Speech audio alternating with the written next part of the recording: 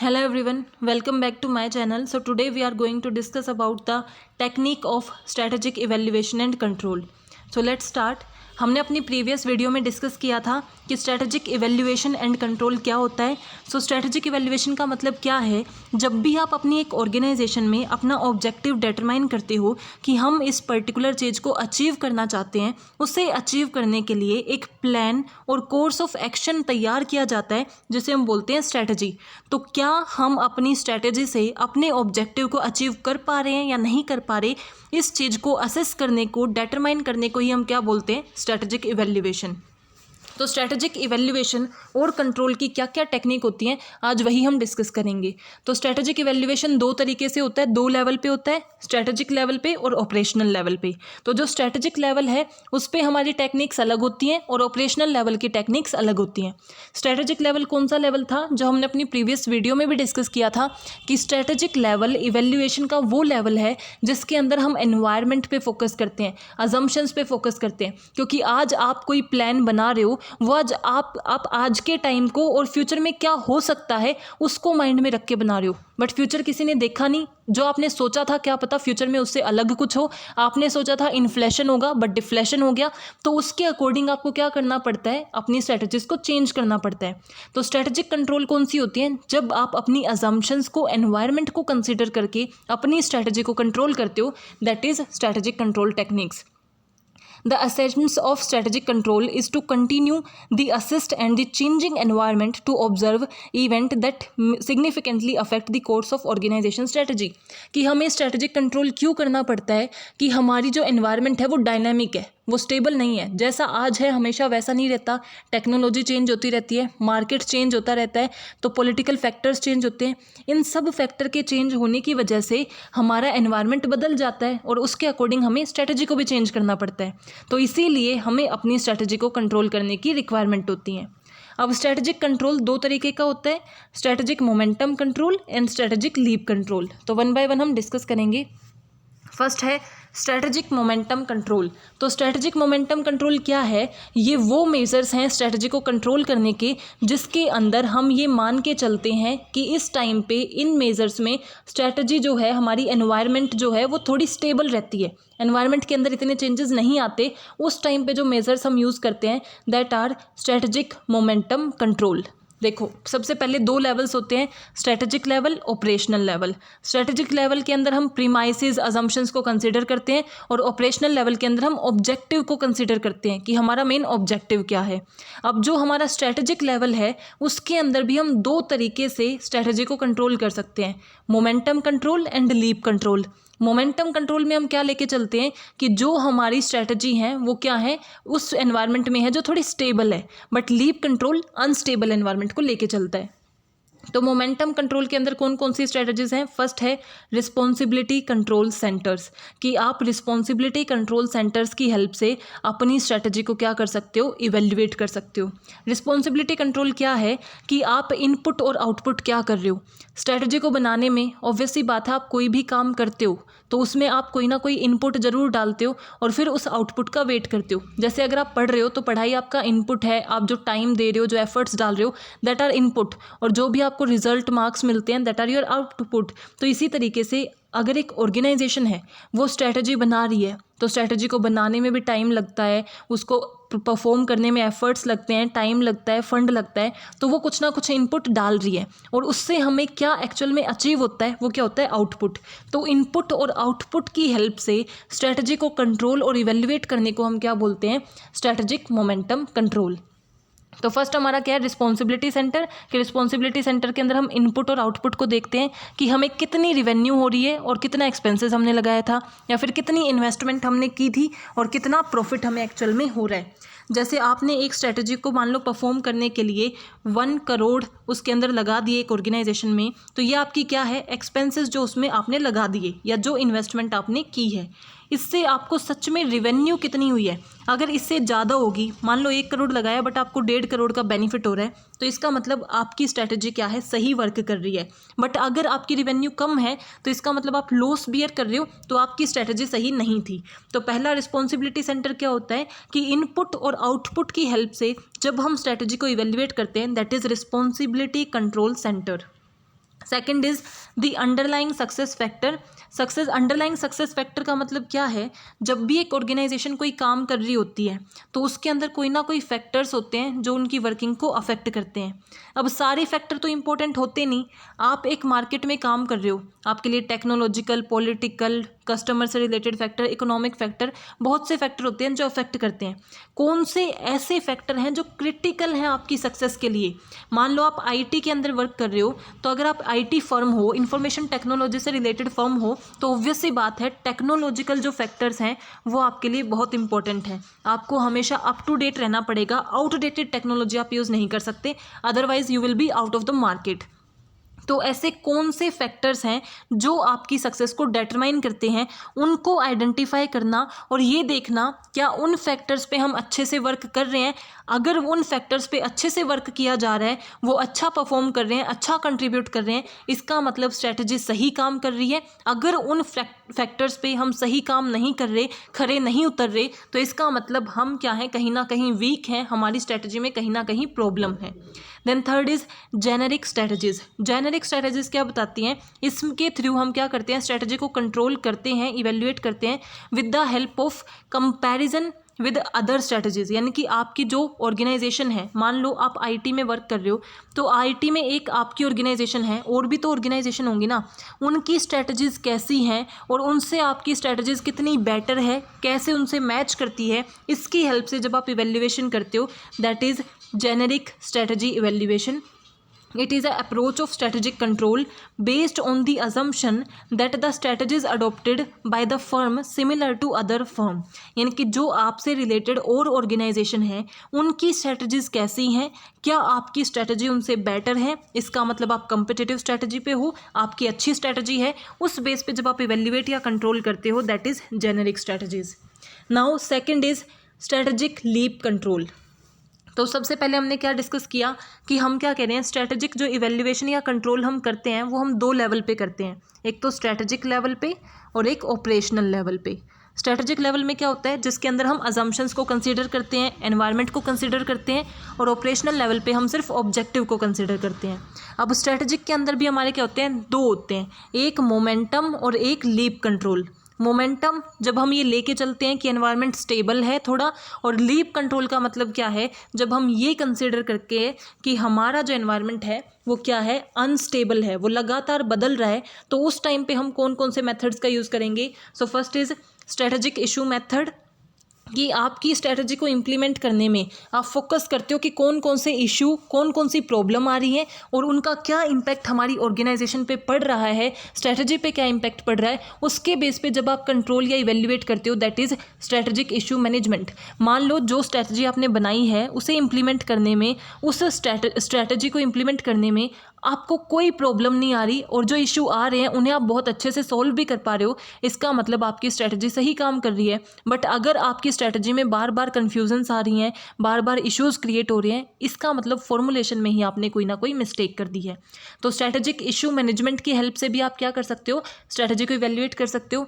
Then strategic field analysis. Strategic field analysis के अंदर हम क्या देखते हैं, इसके अंदर की टर्म है सिनर्जी, यानी कि सिनर्जी पे फोकस करके आप ये आइडेंटिफाई करते हो कि क्या आपकी स्ट्रैटेजी अच्छी इफ़ेक्टिव है या नहीं है। सिनर्जी का मतलब क्या होता है, 2+2=5, यानी कि दो लोग इकट्ठा या कुछ लोग इकट्ठा ज़्यादा काम कर सकते हैं इन कंपैरिजन टू अगर वो इंडिविजुअली वर्क करें। तो इसके अंदर हम क्या करते हैं, examining the nature and extent of synergy that existing or lacking between the component of organization. अब आप एक स्ट्रैटेजी यूज़ कर रहे हो, ये आपकी ऑर्गेनाइजेशन है, अब आपकी ऑर्गेनाइजेशन स्ट्रैटेजी को यूज़ कर रही है ताकि आप क्या कर सको, अपने गोल को, ऑब्जेक्टिव को अचीव कर सको। तो जो भी आपकी स्ट्रैटेजीज़ हैं वो कहीं ना कहीं आपकी ऑर्गेनाइजेशन से ही रिलेट करती है ना, HR ही परफॉर्म करेगा, फंड भी ऑर्गेनाइजेशन से ही आएंगे। तो कितनी सिनर्जी है, कितना जुड़ाव है, कितना कनेक्शन है आपकी ऑर्गेनाइजेशन के कंपोनेंट्स में और स्ट्रैटेजी में, उसकी हेल्प से भी हम क्या कर सकते हैं, इवैल्यूएशन कर सकते हैं। जितना ज़्यादा कनेक्शन, पॉजिटिव कनेक्शन या सिनर्जी होगी, उतनी ही बेटर हमारी क्या होगी, स्ट्रैटेजी होगी। तो strategic issue management, strategic field analysis. Third is system modelling. System modelling का मतलब क्या है, कंप्यूटर का यूज़ करके, आईटी सिस्टम्स का यूज़ करके, टेक्नोलॉजी का यूज़ करके जब आप अपनी स्ट्रेटजी को इवेल्युएट करते हो, दैट इज सिस्टम मॉडलिंग। तो स्ट्रेटजी को कंट्रोल करने के लिए जब आप टेक्नोलॉजी और कंप्यूटर्स का यूज़ करते हो, किसी ना किसी एक ऐसे मीन्स का यूज़ करते हो, किसी ऐसे सॉफ्टवेयर का यूज़ करते हो जिससे आप अपनी स्ट्रेटजी को इवेल्युएट कर सको, that is system modelling. And scenario का मतलब क्या है, आने वाले टाइम में क्या चीज़ें हो सकती हैं उसके बेस पे जब आप अपनी स्ट्रेटजी को इवेल्युएट करते हो, दैट इज़ सिनेरियो। सिनेरियो का मतलब क्या है कि आने वाले टाइम में क्या होगा, क्या क्या चीज़ें हो सकती हैं। तो जैसे आपने स्ट्रेटजी बनाई थी, क्या आने वाले टाइम में एक्चुअल में वैसी ही चीज़ें होंगी, तो इसका मतलब आपने स्ट्रेटजी अच्छे से डिज़ाइन की थी। बट आने वाले टाइम में कंप्लीटली अपोजिट चीज़ें हो रही हैं, तो आपकी फॉर्मुलेशन में मिस्टेक है और आपको उसे चेंज कर लेना चाहिए, दैट इज़ सिनेरियो। तो अभी तक हमने क्या क्या डिस्कस किया कि सबसे पहले हमारी कौन कौन सी टेक्निक होती हैं स्ट्रेटजी को इवेल्युएट या कंट्रोल करने की। तो हम 2 लेवल पे करते हैं, स्ट्रेटजी लेवल और ऑपरेशनल लेवल। स्ट्रेटजी लेवल हमने डिस्कस कर लिया है। तो स्ट्रेटजी लेवल के अंदर फर्दर 2 टाइप्स थे, स्ट्रेटेजिक मोमेंटम कंट्रोल, जिसके अंदर हम कौन कौन से मेजर्स को यूज़ करते हैं, responsibility centre, underlying success factor, generic strategies. Leap control के अंदर issue management, field analysis, system modelling and scenarios. Now evaluation technique for operational control, कि ऑपरेशनल कंट्रोल के लिए कौन कौन सी टेक्निक है। ऑपरेशनल कंट्रोल क्या है, जो ऑब्जेक्टिव पे फोकस करता है कि ऑब्जेक्टिव अचीव हो गया तो स्ट्रेटजी अच्छी थी, नहीं हुआ तो स्ट्रेटजी अच्छी नहीं थी। तो इसके अंदर हम 4 मेजर्स के अकॉर्डिंग डिवाइड कर सकते हैं। तो फर्स्ट है इंटरनल एनालिसिस, कि internal means within the organisation अपनी स्ट्रेंथ और वीकनेस का एनालिसिस करके उन्हें इवेल्युएट करके भी आप आइडेंटिफाई कर सकते हो कि आपकी स्ट्रेटजिक अच्छी है या नहीं है, इफेक्टिव है या नहीं। तो सबसे पहला होता है VRIO फ्रेमवर्क।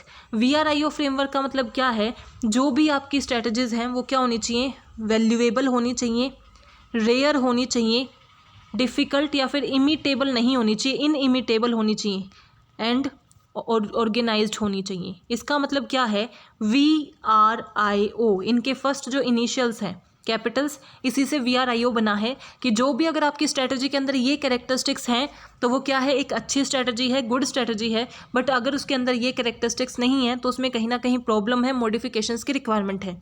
और ये क्या है कि वो वैल्यूएबल होनी चाहिए, इंपॉर्टेंट होनी चाहिए, रेयर होनी चाहिए। जैसी सब यूज़ कर रहे हैं वैसे ही आप यूज़ करोगे तो आप क्या डिफ्रेंशिएट कर रहे हो, आपका कुछ यूनिक होना चाहिए, इनइमिटेबल होनी चाहिए, बाकी लोग उसे ईजिली कॉपी ना कर सके, ऐसी यूनिक आपकी होनी चाहिए, एंड ऑर्गेनाइज्ड होनी चाहिए, वेल प्लान्ड स्ट्रेटजी आपकी होनी चाहिए। वो आपका है VRIO framework. Then value chain analysis, कि आप वैल्यू चेन एनालिसिस की हेल्प से भी अपने ऑपरेशनल स्ट्रेटजी का कंट्रोल कर सकते हो, ऑपरेशनल कंट्रोल कर सकते हो। तो वैल्यू चेन एनालिसिस का मतलब क्या है कि जो आपका मीन्स वैल्यू चेन एनालिसिस क्या होता है, primary activities and supporting activities, inbound logistics, ये हम ऑलरेडी डिस्कस कर चुके हैं, working, outbound logistic, advertisement, sales, और इसको क्या क्या चीज़ें सपोर्ट करती हैं, जैसे technology, infrastructure, human resource and procurement. तो ये चीज़ें आपस में कितने अच्छे से वर्क कर रही हैं, जो प्राइमरी और सपोर्टिव एक्टिविटीज़ कितने वेल मैनर्ड में वर्क कर रही हैं, ताकि हमारी ऑर्गेनाइजेशन की ओवरऑल कॉस्ट रिड्यूस हो जाए और हम इफेक्टिव वे से वर्क कर सकें, that is value chain analysis. तो अगर एक ऑर्गेनाइजेशन का वैल्यू चेन एनालिसिस पॉजिटिव है तो इसका मतलब स्ट्रेटजी सही काम कर रही है, बट अगर वो पॉजिटिव नहीं है तो इसका मतलब चेंजेस की रिक्वायरमेंट है। देन क्वांटिटेटिव एनालिसिस, क्वांटिटेटिव के अंदर भी हमारा क्या आता है, financial and non financial analysis. Financial analysis का मतलब क्या है, जब आप ऐसी टर्म्स को जिसे नंबर में मेज़र किया जा सकता है और जो मनी से रिलेटेड है या फिर किसी ऐसे फाइनेंशियल एस्पेक्ट से रिलेटेड है, उसको जब आप मेज़र करते हो, उसकी हेल्प से डिटरमाइन करते हो कि आपकी स्ट्रेटजी कैसे वर्क कर रही है, दैट इज़ फाइनेंशियल। और नॉन फाइनेंशियल यानी कि जैसे है तो उसे नंबर में तो मेज़र किया जा सकता है बट वो मनी से रिलेटेड नहीं है, जैसे कि कितना हमारे जो कितने ऐसे वर्कर्स हैं जो छोड़कर चले गए, टर्नओवर कितना है, 5 वर्कर्स छोड़ के गए हैं हमारी ऑर्गेनाइजेशन को, 10 छोड़ के गए हैं, अब्सेंटिज्म कितना है, ये सारी चीज़ें हमारी क्या हैं जो जिसको हम नंबर में तो मेज़र कर सकते हैं बट वो फाइनेंशियल एस्पेक्ट नहीं है। और फाइनेंशियल एस्पेक्ट क्या है, प्रोडक्टिविटी कितनी है, प्रॉफिट कितना है, ये सारे क्या है हमारे फाइनेंशियल एस्पेक्ट। तो इन एस्पेक्ट की हेल्प से जब हम डिटरमाइन करते हैं कि कितना अच्छा हम परफॉर्म कर रहे हैं और स्ट्रेटजी कितनी सही है, वो हमारा है क्वांटिटेटिव एनालिसिस। क्वालिटेटिव एनालिसिस क्या है, जिसके अंदर हम आप अपनी इंट्यूशंस को, कि आपका गट फीलिंग क्या कह रही है, जजमेंट उसके बेस पे डिफाइन करते हो कि भाई मेरी गट फीलिंग, मेरी इंट्यूशन कह रही है कि ये स्ट्रैटेजी सही वर्क कर रही है और हमें इसी पे बने रहना चाहिए। तो इसकी हेल्प से जब आप एनालिसिस करते हो, that is qualitative analysis. Now second method is comprehensive analysis. जो हमारा ऑपरेशनल कंट्रोल है उसकी जो टेक्निक्स हैं, उसमें पहली टेक्निक तो कौन सी है, इंटरनल एनालिसिस की टेक्निक। सेकंड हमारी कॉम्प्रीहेंसिव एनालिसिस की टेक्निक। उसके अंदर 3 आती हैं, की rating factor, business intelligence system and balance score card. की रेटिंग फैक्टर का मतलब क्या है, जैसे स्ट्रैटेजिक कंट्रोल हम कर रहे थे उसके अंदर अंडरलाइंग सक्सेस फैक्टर था, इसी तरीके से इसमें क्या है, की रेटिंग फैक्टर, कि जो हमारे सबसे इम्पोर्टेंट फैक्टर है ना, उन फैक्टर पे हमारी कैसी परफॉर्मेंस है उसे इवेल्युएट करके आइडेंटिफाई करना स्ट्रैटेजी की इफेक्टिवनेस को, दैट इज़ की रेटिंग फैक्टर, कि जो सबसे इंपॉर्टेंट फैक्टर्स हैं उसके बेस पे इवेल्युएशन करना। Business intelligence system, business intelligence system का क्या मतलब है, it is a concept in which discover knowledge from various internal and external repositories available on organisation, कि आपकी ऑर्गेनाइजेशन के अंदर जितना इन्फॉर्मेशन अवेलेबल है, जितना भी डाटा अवेलेबल है, उसको टेक्नोलॉजी की हेल्प से प्रोसेस करके आउटपुट पाना, मीनिंगफुल इन्फॉर्मेशन पाना और उसकी हेल्प से स्ट्रैटेजी को इवेल्युएट एंड कंट्रोल करना, that is business intelligence system. And third है बैलेंस स्कोर कार्ड की हेल्प से। तो बैलेंस स्कोर कार्ड का मतलब क्या है कि जब आप अपनी स्ट्रैटेजी को इवेल्युएट करते हो 4 पैरामीटर्स पे, अगर वो उन चारों पैरामीटर्स पे अच्छा काम कर रही है तो इफेक्टिव है, अदरवाइज इफेक्टिव नहीं है, तो वो हमारा क्या होता है, बैलेंस स्कोर कार्ड। और वो 4 पैरामीटर्स क्या हैं कि कस्टमर कितने सेटिस्फाई हैं, customer perspective, internal business perspective कि विद इन द ऑर्गेनाइजेशन आप कितने अच्छे से वर्क कर रहे हो, इनोवेशन एंड लर्निंग पर्सपेक्टिव, आपकी HR कितनी सेटिस्फाई है, कितना इनोवेशन आप कर रहे हो, एंड फाइनेंशियल पर्सपेक्टिव, कितना ज़्यादा आपको प्रॉफिट हो रहा है। तो सबसे पहले कस्टमर से regarding perspective, then internal business यानी कि आपकी प्रोसेस, प्रोसीजर्स, मटेरियल हैंडलिंग सही हो रहा है या नहीं हो रहा, इनोवेशन एंड लर्निंग में कि कितना इनोवेटिव आप वर्क कर रहे हो, HR सेटिस्फाई है या नहीं, और आपकी financial perspective. Now third is comparative analysis.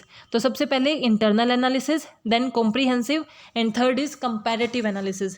Comparative देखो नेम ही सजेस्ट कर रहा है, जब आप खुद की स्ट्रैटेजीज को, खुद की परफॉर्मेंस को दूसरों के साथ कंपेयर करके आइडेंटिफाई करते हो, दैट इज कंपैरेटिव। तो पहला है हिस्टोरिकल एनालिसिस। हिस्टोरिकल एनालिसिस का मतलब क्या है, इसके अंदर एक ऑर्गेनाइजेशन अपनी परफॉर्मेंस को, खुद की ही परफॉर्मेंस की, खुद की जो पास्ट परफॉर्मेंस रही है ना उसके साथ कंपेयर करती है कि पिछले 5 साल में हमने कैसा परफॉर्म किया और आज हम इस साल में कैसा परफॉर्म कर रहे हैं, उस बेस पे इवेल्युएट करना, उसको हम बोलते हैं हिस्टोरिकल एनालिसिस। इंडस्ट्री नॉर्म का मतलब क्या है, जब आप अपनी ऑर्गेनाइजेशन की परफॉर्मेंस को किसी और ऑर्गेनाइजेशन की परफॉर्मेंस के साथ कंपेयर करते हो जो सेम आपके जैसी है, जैसे कोलगेट और पेप्सोडेंट आपस में एक दूसरे के साथ कंपैरिजन करें, दैट इज़ इंडस्ट्री नॉर्म, और उसके बेस पे डिटरमाइन करें कि वो कितना इफेक्टिवली वर्क कर रही हैं, उनकी स्ट्रैटेजी कितनी सही है, that is industry norm. Benchmarking, benchmarking का मतलब क्या है, इंडस्ट्री नॉर्म और बेंचमार्किंग में आपको क्या समझने की रिक्वायरमेंट है कि इंडस्ट्री नॉर्म का मतलब है आप अपने किसी भी कंपटीटर के साथ अपने आप को कंपेयर कर रहे हो, बट बेंचमार्किंग का उस फील्ड में जो बेस्ट है उसके साथ जब आप अपने आप को कंपेयर कर रहे हो, दैट इज़ बेंचमार्किंग। यानी कि जो बेस्ट प्रैक्टिस परफॉर्म कर रहे हैं उनके साथ जब आप अपने आप को कंपेयर करते हो, दैट इज़ बेंचमार्किंग। सो ये हमारे क्या है, कंपैरेटिव मेथड। इसके अलावा कुछ है हमारे स्पेशल पर्पस टेक्निक, जिसके अंदर आता है नेटवर्क टेक्निक। नेटवर्क टेक्निक यानी कि PERT CPM का यूज़ करके, जिस पे हमारी ऑलरेडी एक डिटेल्ड वीडियो है कि आप critical path method, project evaluation, review technique, इनकी हेल्प से भी क्या कर सकते हो, अपनी परफॉर्मेंस को मेज़र कर सकते हो, स्ट्रैटेजीज को इवैल्यूएट कर सकते हो। क्या आप अगर टाइमली प्रोजेक्ट पूरा कर रहे हो, सही कॉस्ट में कर रहे हो, अच्छे से पूरा कर रहे हो, तो इसका मतलब आपकी स्ट्रैटेजी सही वर्क कर रही है। तो वो हमारी होती है network technique. Then management by objective. Management by objective का मतलब क्या है, एक ऐसा ऑब्जेक्टिव जो सुपीरियर और सबॉर्डिनेट ने मिलके बनाया है, क्या अगर हम उस ऑब्जेक्टिव को अचीव कर पा रहे हैं तो हम इफेक्टिवली वर्क कर रहे हैं, अदरवाइज हम इफेक्टिवली नहीं कर रहे। And Partha system. Partha system क्या है, इसके अंदर हमारा ये मालवाड़ीज़ ज़्यादा यूज़ करते हैं, ऐसी फर्म्स ज़्यादा यूज़ करती है जो मालवाड़ीज़ यूज़ कर दी हैं, और इसमें हम क्या करते हैं, एक प्री डेटरमाइन बजट। पार्था क्या है, एक प्री डेटरमाइन बजट को ही पार्था बोला जाता है कि इतना पैसा पैसा हमें मिलेगा या इतना पैसा जाएगा, इस प्री डिटरमाइन के साथ एक्चुअल में कितना इनफ्लो एंड आउटफ्लो हो रहा है उसको कंपेयर करके जब हम इफेक्टिवनेस को डिटरमाइन करते हैं, that is Partha system. So in various techniques की हेल्प से हम क्या कर सकते हैं, स्ट्रैटेजीज को इवेल्युएट एंड कंट्रोल कर सकते हैं। So I hope you are clear with this topic. If you have any doubt please mention in comment section. Thank you, keep supporting.